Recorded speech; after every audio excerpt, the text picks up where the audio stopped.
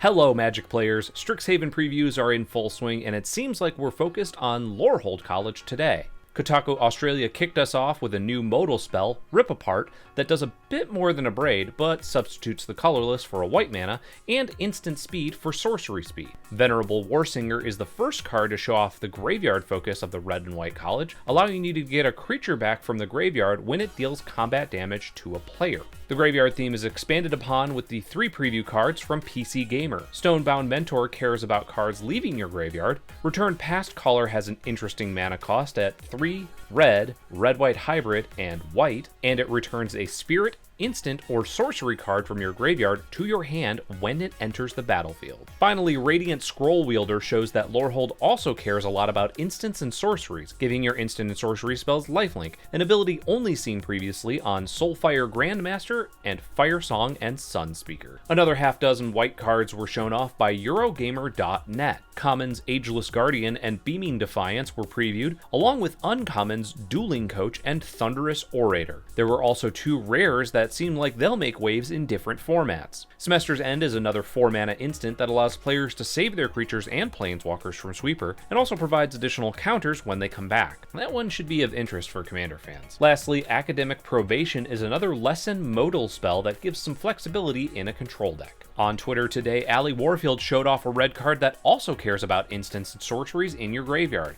Efreet Flame Painter, while only a 1/4, does have double strike and lets you cast an instant or sorcery from your graveyard of any mana value whenever it deals combat damage to a player. Oh, the possibilities. On TCG Player today, Nick Prince showed off a new lesson in Spirit Summoning that provides you a 3/2 red and white spirit creature token, notably without flying. He also showed off an interesting regrowth spell in Reconstruct History, a card that can get back up to 5 different types of cards. Another combat-focused rare, Blade Historian, costs 4 and gives all attacking creatures you control double strike. Finally, Mark Rosewater over on the Magic homepage showed off the founder of the Lorehold College, Velomachus Lorehold. A 7-mana dragon with flying, vigilance, and haste. Whenever it attacks, look at the top 7 cards of your library and you may cast an instant or sorcery with mana value less than or equal to its power from among them without paying its mana cost.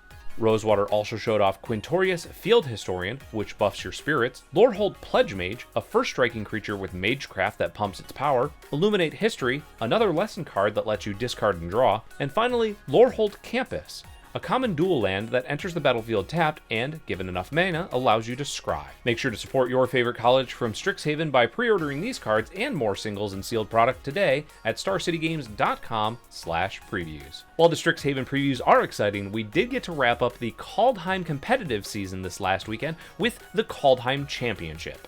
After 2 days of Swiss and a double elimination standard top 8, Arne Huskembeth was able to take home the top prize with Dimir Rogues in standard and Orsov Auras in historic. Huskembeth made the top 8 with a 12-3 record in the Swiss, including being the last undefeated player at 8-0. The German entered the double elimination bracket as the number 3 seed and sliced through the competition, only losing a single game to Gregors Kowalski in the second round of the upper bracket. Once reaching the championship match, Huskembeth waited for a final opponent to emerge from the lower bracket. Kowalski and his Sultai ramp deck made it back for a rematch, but he failed to take a game in the 2-match set. Huskembeth was able to apply quick pressure and leverage counterspells to prevent Kowalski from overpowering him in the late game with Emergent Ultimatum, earning himself $15,000. During the Kaldheim Championship, the world finally got to see Paulo Vitor Dama de Rosa's likeness on a Magic card, one of his prizes for winning World Championship 26 in February of last year. Elite Spellbinder is a new creature that can delay your opponent's plans and then some. But if you want a full breakdown on the card's applications, who better to hear from than PV himself, as his article today on SCG Select breaks it down from top to bottom, so head that way after this video. Also taking place this last weekend was the SCG Tour Online 5K Strixhaven Championship Qualifier number 4. Ray Zhang was able to take down the 299-person standard event, winning 12 straight matches after losing the first round of Swiss. Zhang was one of 2 players in the entire tournament on Naya Fury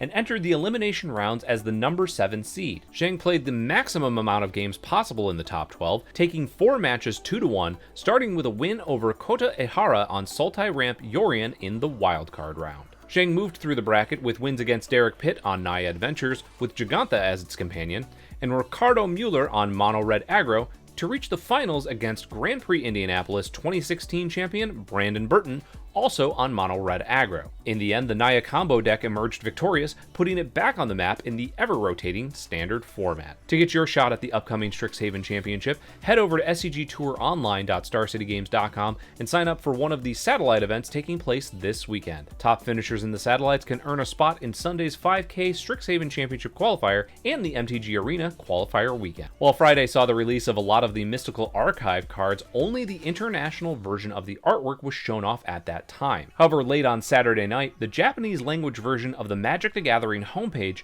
showed off all of the Japanese alternate art versions of the Mystical Archive cards. The artwork for both the international version and the alt art Japanese versions have created a lot of buzz on social media for their styles that don't conform to the regular Magic the Gathering art aesthetic. There will be one Japanese alt art Mystical Archive card in every collector booster, and they will appear at equal rates with the international versions in Japanese and set boosters.